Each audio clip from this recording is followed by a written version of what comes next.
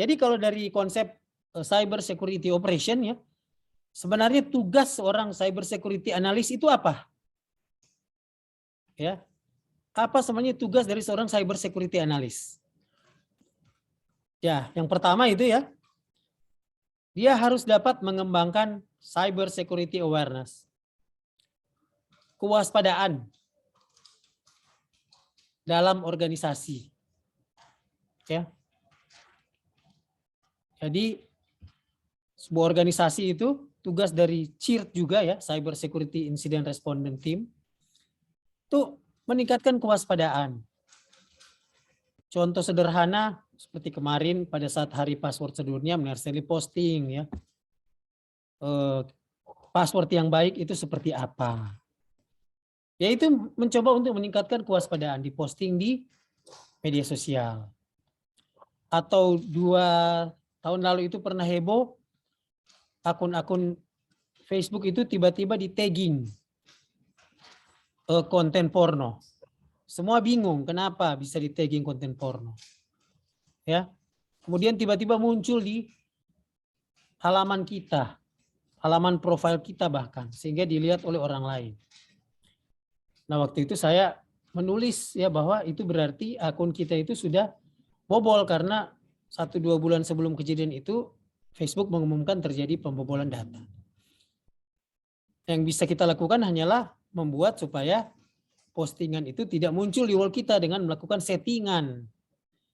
Settingan memberikan izin siapa yang bisa memposting di wall profile kita. Nah, itu bicara soal awareness.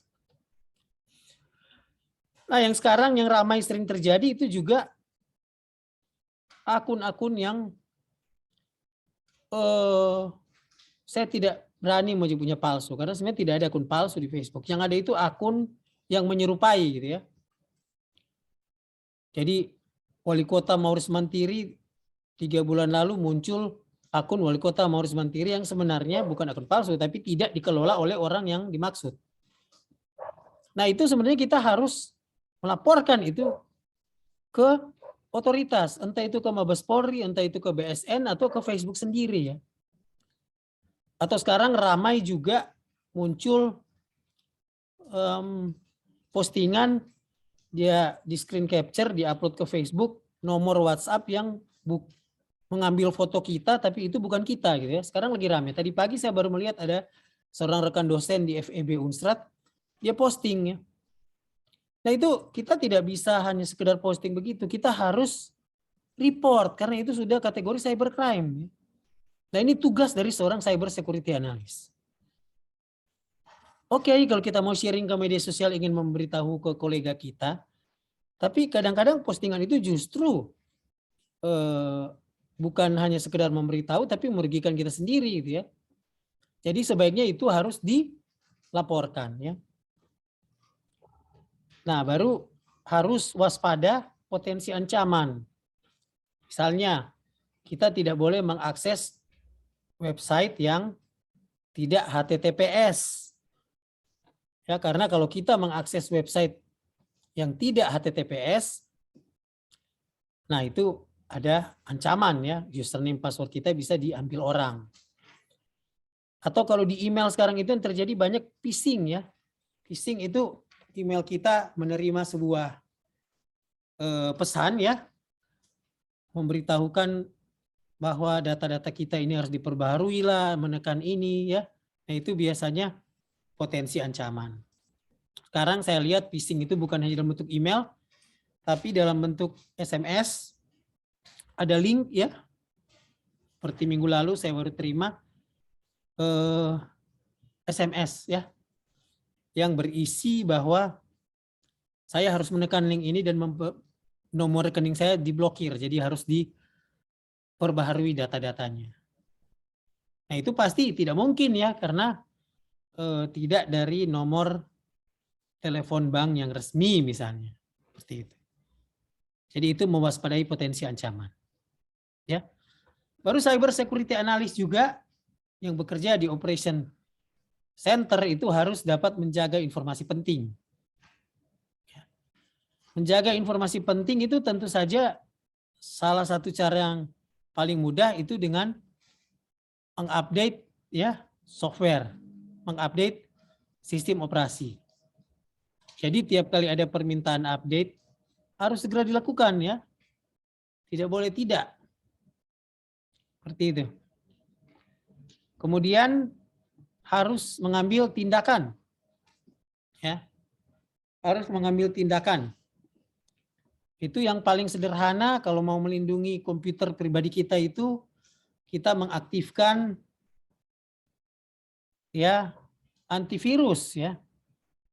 Kalau di Windows ya versi 11 ya 10, 11 itu yang saya testing itu sudah ada Microsoft Defender ya. Nah, itu diaktifkan itu Microsoft Defender, paling tidak dia bisa melakukan pemeriksaan-pemeriksaan. Atau di browser tertentu ya kita install ya aplikasi yang bisa memblocking adware ya. Seperti itu. Nah, baru yang terakhir seorang cyber security analyst itu dia harus dapat mengembangkan dan mengimplementasikan protokol keamanan. Jadi ada protokol keamanan ya. Biasanya kita mengikuti standar internasional ya. ISO 27000 itu bicara soal protokol security. Nah, itu kita terapkan ya. Contoh yang paling bagus yang pernah Menersen didapatkan waktu saya masih menjabat kepala divisi keamanan sistem di Unstrat, itu adalah implementasi protokol keamanan terkait jumlah pengisian username dan password di aplikasi di Unstrat. Karena waktu itu Unstrat akan segera menerapkan one password for all application ya. Kita integrasikan seluruh aplikasi di Unstrat dan kita hanya akan gunakan satu password untuk semua. Sehingga penting untuk membatasi pengisian jumlah username dan password di portal Inspire misalnya. Jadi misalnya hanya 3 kali isi, kalau error ya dia harus segera menghubungi admin. Itu contoh protokol keamanan yang sederhana. Ya. Atau pada contoh sini ya menggunakan password yang kuat dan menggunakan two-factor authentication. Ini untuk pengguna pribadi. Misalnya email kita itu jangan hanya isi username password, tapi juga harus dilengkapi dengan two-factor authentication. Itu kemarin saat FGD ya di Mercure,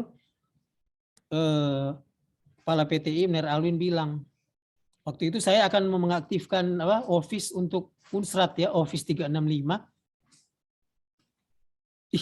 Pada saat akan diaktifkan, saya bilang pakai yang email Unstrat ini aja, Mener Alwin. Mener Alwin bilang, minggu lalu Mener Stanley ada sekitar 6 kali percobaan untuk masuk ke email Mener Stanley gitu. Oh iya saya bilang saya tahu itu ada notifikasinya gitu ya. Karena saya menggunakan two-factor authentication dan agak sulit menembus password saya yang ada 18 karakter gitu kan. Tertawa sama teman-teman ke sini ya. Seperti itu. Ya itu contoh bagaimana kita menerapkan ya, cyber security task untuk level pribadi dan level di jaringan ya. Jadi itu tugas seorang cyber security analyst sebenarnya.